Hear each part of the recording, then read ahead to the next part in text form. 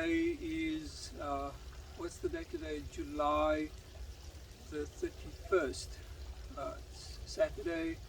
The temperature today is looking at about 21 degrees maximum, and I'm out here sitting today in the apiary doing this video. The bees are busy. I'm watching them over there. The hive is over there and they're quite busy right now. These two hives next to me are both empty. I still need to find bees to put some in there. So thank you again for coming here and watching this episode. The main aim really is to just raise some awareness about suburban beekeeping and possibly get more people to actually start beekeeping in the suburbs. So I've received about 6 questions, so I'll be answering those questions in this video, and if you have any questions that you want to submit, there will be a link at the bottom of this video in the description where you can submit a Google form and ask your questions, and I'll attempt to answer them in the next episode. So the first question I got was, are bees at risk of extinction? And I think this is a tricky one. Most people, when they think about bees, they think of the honeybee. That's the first bee species that people look at when they think of bees. Second after that is probably the bumblebee, but there are nearly 20,000 different species of bees found in the world. And of those 20,000, only 8 are honeybees, which is the apis. And so there's 8 honeybees, and then of those 8, only 2 are really farmed honeybees or domesticated bees, and the one is Apis cerana, which is the Asian honeybee, and then the most common one is Apis mellifera, which is the Western or European honeybee. So those 2 bees are really not at any risk of extinction or being endangered, and the thing is that the issue is really around the other bees, and less than 10% of bees live in colonies. The vast majority of bees are solitary bees, so they don't live in colonies like hives and things like that. So, and they are potentially at risk of being endangered.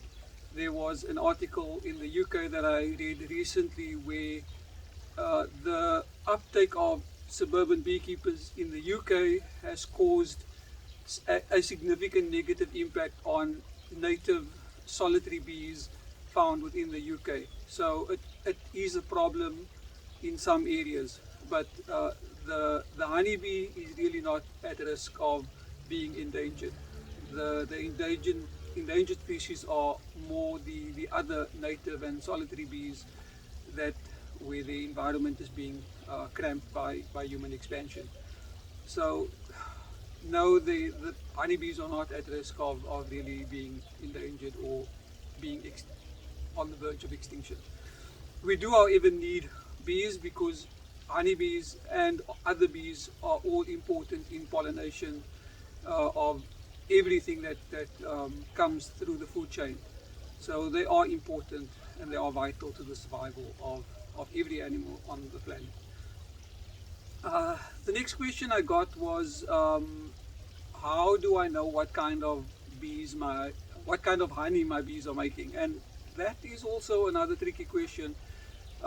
It's really difficult to determine exactly what kind of honey your bees are making unless you are confined to an area where you know there's only one source for the bees when they go out and forage. So most honey is wildflower honey, meaning that you cannot pinpoint exactly what the bees are foraging on. But if you have hives set up in more rural areas where there's only one source, say on a farm that does canola, and you have hives on that farm and there's nothing but canola for 5 kilometers or 10 kilometers, then you know for certain that will be canola honey. Or if you put it on a mountain where there's only fynbos growing and there's no other farming happening, then you can say you've got fynbos honey. But majority of the time it's very difficult to really say that this is fynbos honey, this is eucalyptus honey. So wildflower honey is the most common honey that is found. The other option is to actually have it tested, but that is very, very expensive.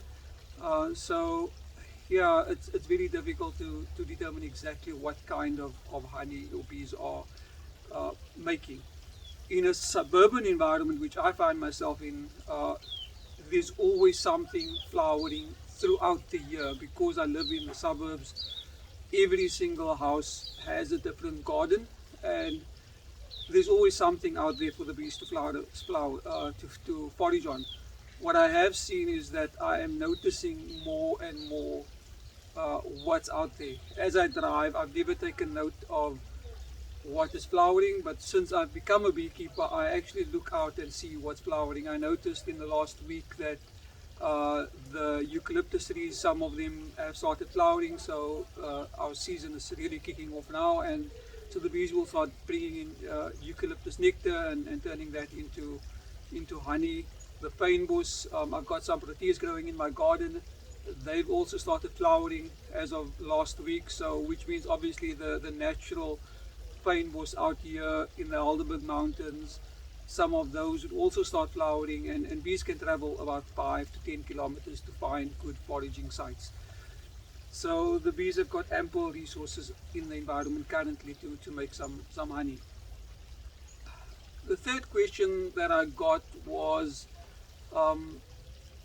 this one reader, viewer said that my honey crystallized, is it fake? And it's actually a common misconception that honey won't crystallize, or because the honey crystallizes fake. In actual fact, all and most honeys out there, if it's raw, it will crystallize eventually. It might take a month, it might take 6 months, it might even take 2 years. What does happen with commercial honey that you find on the shop shelves is that they are mostly, almost always, they are heated to high temperatures in a pasteurization process, which not only kills off all the beneficial enzymes and minerals and properties of honey, but it also allows the honey to stand longer on the shop shelf without it crystallizing. But if your honey crystallizes, it's actually a sign that it's not fake, it's real.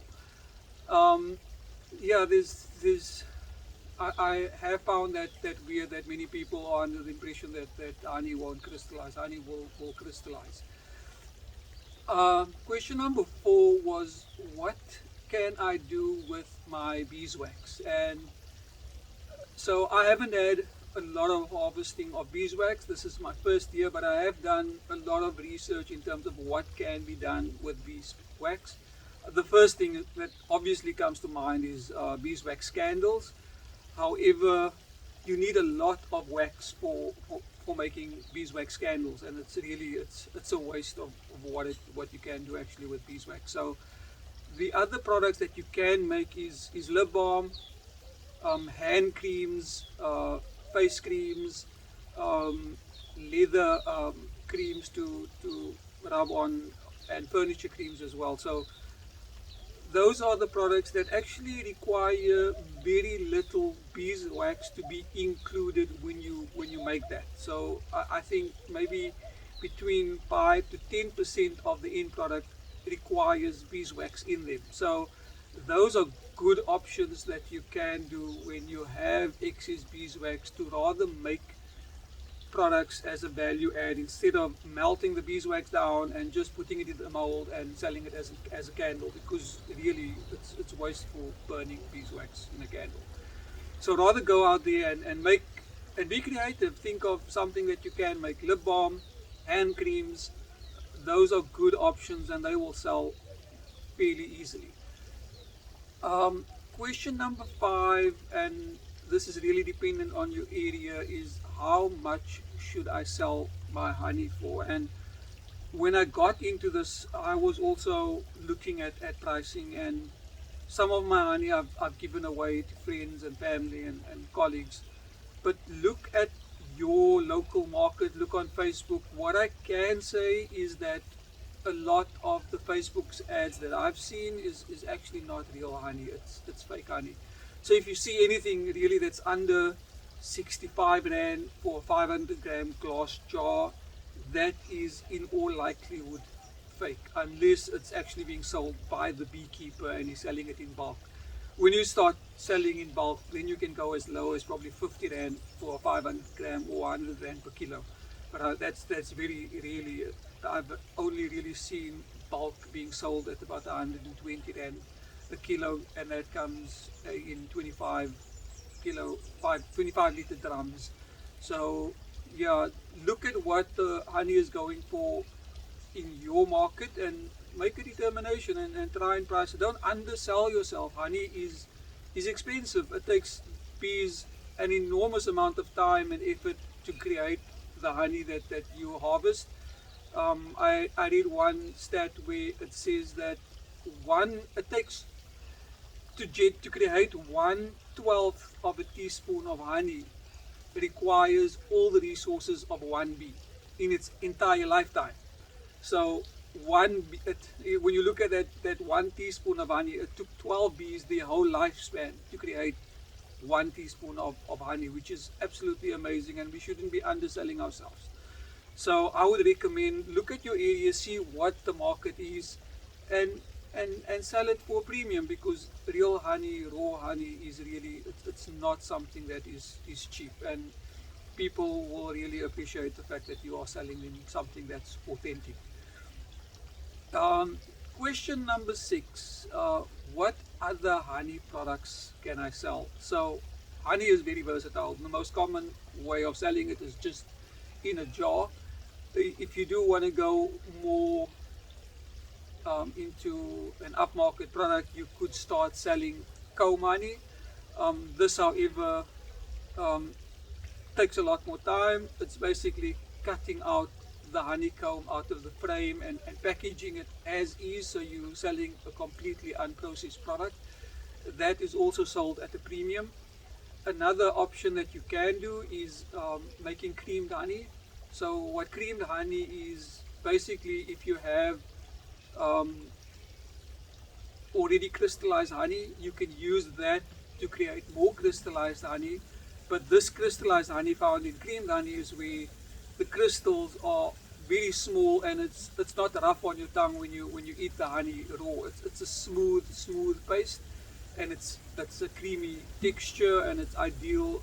It's almost like a spread, but it's still raw honey. There's nothing that's been done to it besides the fact that the crystallization process has been controlled in a manner that produces these very fine and small crystals. I've just done my first batch of creamed honey. It's only 250 grams, but that I will be using to make more creamed honey when I get more honey from my harvest. So that's another product that you could make. One other one that you can do is infused honey. So basically, this is where you would take another product and infuse it into your honey. So this could be lemon, it could be cinnamon infused honey. Basically, it's heating the honey up a bit, not too much, and letting those either cinnamon stick sit in the honey, and then you would heat it up for a while and let some of those flavors and fragrances of whatever it is that you are infusing the honey with, and then straining that out, and then you just have your honey again. But now it's been infused and it's got a different type of flavor to it. So that's another option that you can do. I am considering creating an infused honey, but at this moment, as a new beekeeper, it's still very early days. I want to see how much I'm going to get. I sold some of my first honey in the week, and that was amazing. So it's really exciting right now for me as I take my backyard beekeeping, my suburban beekeeping to another level. Thank you again for watching, and I hope you find this interesting. If you have any other questions, submit them using the link below, and I'll try and answer them. If you want to see other types of videos, also comment and let me know what kind of videos you want to see. Like and subscribe, because that gets the video out there to more people, and hopefully more people will take up the hobby of suburban beekeeping. Like I said, in the previous video, you really don't need a lot of space. 3 square meters per hive is more than sufficient. It gives you enough space to work around them and do what it is that you need to do when you work your hives. So thank you again for watching, and I'll see you next week with some more questions.